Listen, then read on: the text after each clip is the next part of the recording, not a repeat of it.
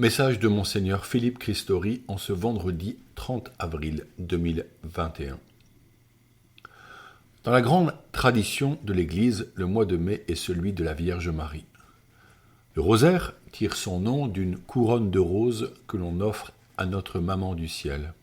Face à la pandémie et aux enjeux sociaux, écologiques et économiques, nous sommes invités à un élan renouvelé de prière. Selon le désir du pape François, le mois de mai sera consacré à, je le cite, un marathon de prière sur le thème « L'Église prier Dieu avec insistance », acte 12, verset 5. Le pape François ouvrira cette grande prière le 1er mai et la conclura le 31 mai. L'initiative implique, de manière particulière, tous les sanctuaires du monde. Le pape dit encore, afin qu'ils deviennent des promoteurs de la récitation du rosaire auprès des fidèles, des familles et des communautés pour invoquer la fin de la pandémie. Notre cathédrale de Chartres est un grand sanctuaire international et portera cette initiative par vos chapelets que vous pourrez prier seul, en famille ou avec des amis. Je vous propose de réserver sur votre agenda du temps pour être au pied de Marie, notre mère bien-aimée. Elle nous reçoit avec tout son cœur maternel et présente nos intentions à Dieu, notre Père céleste. Le chapitre 4 du texte « La joie de l'amour » à Maurice Laetitia du pape François s'ouvre sur une merveille.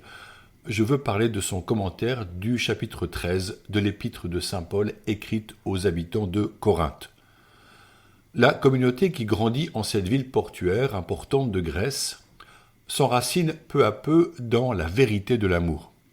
Là, comme dans nos mégapoles contemporaines, le mot « amour » prend un sens tellement varié que l'on peut l'appliquer à des réalités très différentes.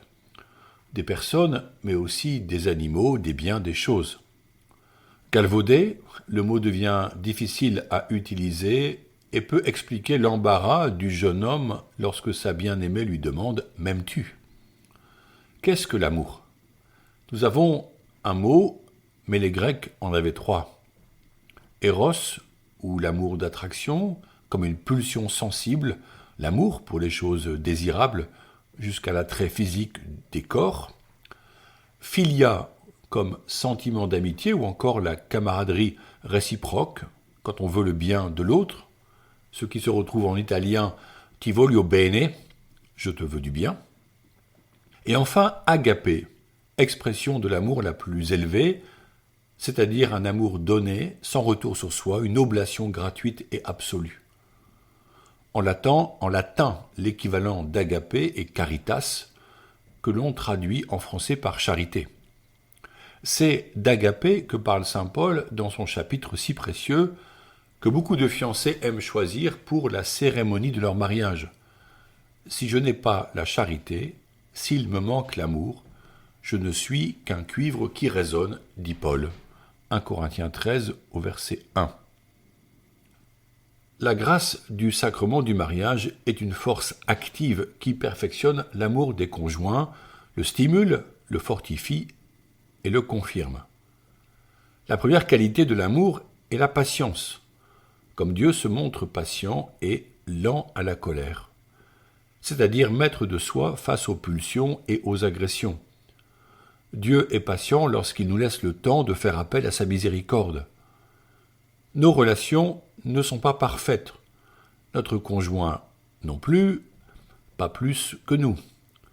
Alors nous apprenons à cultiver la patience, à réagir avec bonté, à écouter les motivations des autres, son conjoint et ses enfants. Notre patience leur offre le droit de vivre leur propre itinéraire, d'analyser les faits de la vie avec leur sensibilité, à s'exprimer différemment. La patience est ainsi au service du bonheur des autres, le bonheur de les voir grandir. Avançons dans la lecture du chapitre 4 qui détaille avec finesse nos attitudes et sentiments. Le pape relève qu'une cause de tristesse intérieure et de repli sur soi est l'envie, je le cite, qui montre que le bonheur des autres ne nous intéresse pas car nous sommes exclusivement concentrés sur notre propre bien. au numéro 95. Il est parfois des relations entre époux, mais aussi entre parents et enfants, qui sont destructrices, car l'autre possède ou réalise ce que je n'ai pas ou ne puis pas faire. Satan est alors habile pour instiller son esprit de division. Il sépare les êtres appelés à s'aimer. Il salit la relation par ses piques. Comment répondre à ce sentiment qui peut nous ronger à petit feu? Par une attitude volontaire d'émerveillement et de reconnaissance des dons d'autrui. Les reconnaître, n'est-ce pas les recevoir et en être enrichi? Pour sortir du repli sur soi et de l'envie, la louange, l'action de grâce sont des armes précieuses, ajoutées aux remerciements exprimés verbalement aux proches qui nous aiment et enrichissent notre vie. Une autre attitude peut mettre fin à l'amour, c'est la gloriole, le désir de se montrer supérieur aux autres.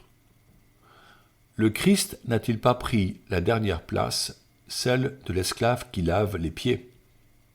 Le pape dit « En réalité, ce qui nous grandit, c'est l'amour qui comprend, protège, sert de rempart aux faibles, qui nous rend grands » au numéro 97.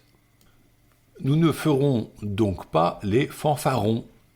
Loin de cela, je cite le pape encore, « En famille, il faut apprendre ce langage aimable de Jésus. Celui qui aime est capable de dire des mots d'encouragement qui réconfortent, qui fortifient, qui consolent, qui stimulent. » Au numéro 98. Beaucoup de mots illustrent cette attitude au service de l'amour vrai. Courtoisie, délicatesse, gratuité, amabilité, pour permettre que s'ouvre la porte du cœur de l'autre. Comme je vous le disais, saint Paul utilise le mot agapé pour parler d'un amour de don. Il est nécessaire de s'aimer soi-même. Le pape cite un verset biblique peu connu mais particulièrement éclairant. Celui qui est dur pour soi-même, pour qui serait-il bon? Il n'y a pas homme plus cruel que celui qui se torture soi-même. Siracide 14 au verset 5 et 6. Néanmoins, la charité consiste à aimer les autres plus que soi-même. Jésus parle de donner sa vie pour ses amis. Seule la vie vécue dans la grâce de Dieu permet une telle offrande de soi, grâce qui peut aussi agir dans le cœur d'hommes et de femmes incroyants qui s'offrent aux autres avec générosité et altruisme. Ce choix est celui de la paix qui désarme la violence, qui sourd parfois en nous face à l'agressivité, celle du monde comme celle d'un proche, y compris son conjoint. Ne pas se laisser vaincre par le mal en faisant le bien, c'est la voie de la sagesse. Et si nous perdons pied, si nous nous emportons, Paul donne un conseil précieux, que le soleil ne se couche pas sur votre colère. Éphésiens 4, verset 26. Ce choix conduit au pardon, à cet échange aimant qui dépasse l'offense, pour reconstruire la communion et retrouver l'harmonie.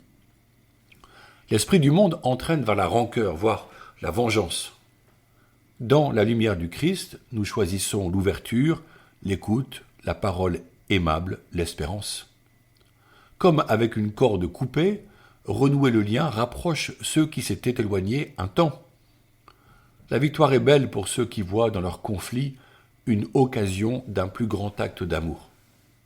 Ne pas faire d'un conflit d'idées un conflit de personnes, en se redisant son amour mutuel au milieu de nos divergences. C'est bien ici que l'expérience personnelle du sacrement de la réconciliation est une source de bienfaits. Elle nous rend aptes à revenir vers l'autre, à poser l'acte d'humilité qui ne blesse pas, car il porte en lui la volonté de se retrouver intimement. La vraie joie peut jaillir issue d'un don de soi. Il y a plus de bonheur à donner qu'à recevoir. Acte 20 au verset 35. En achevant ce message, je vois combien le texte du pape François mérite le temps de la lecture et de l'intériorité pour accueillir son propos. La joie de l'amour jaillit dans la communion retrouvée par le pardon, je cite le pape, qui essaye de comprendre la faiblesse d'autrui et cherche à trouver des excuses à l'autre personne, au numéro 105. Jésus a montré le chemin en pardonnant ceux qui l'accusaient et le mettaient à mort sur la croix. Indéniablement, les faits de la vie, notre faiblesse et notre péché, susciteront des blessures. Comment réagirons-nous? Quel sera notre désir? Celui d'avoir raison et de se justifier, ou le choix de la bienveillance et de la réconciliation? Le repli et l'auto-justification durcissent notre cœur et le ferment. Le pape propose une juste attitude.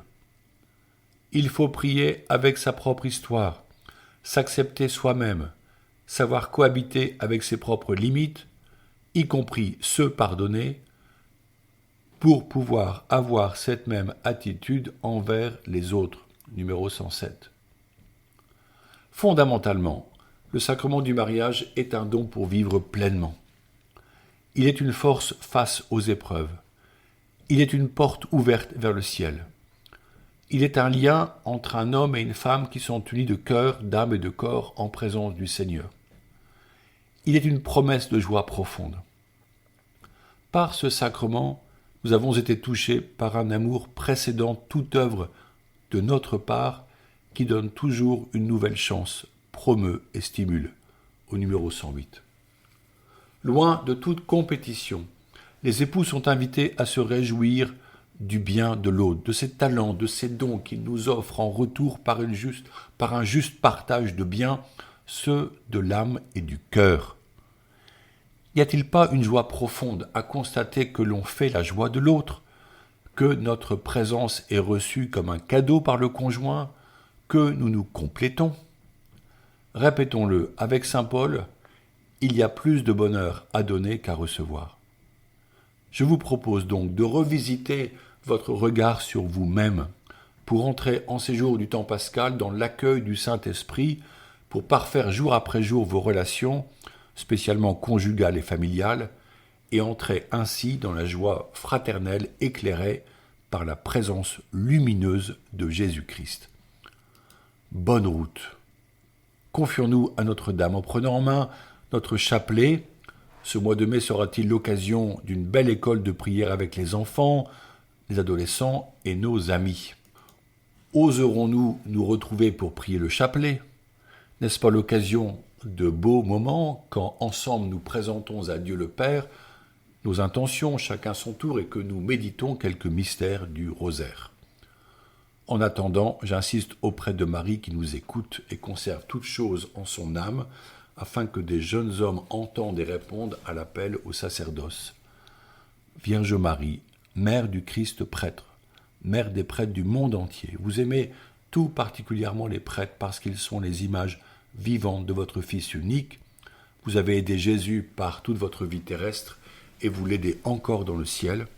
Nous vous en supplions, priez pour les prêtres, priez le Père des cieux pour qu'il envoie des ouvriers à sa moisson, priez pour que nous ayons toujours des prêtres qui nous donnent les sacrements, nous expliquent l'évangile du Christ et nous enseignent à devenir de vrais enfants de Dieu.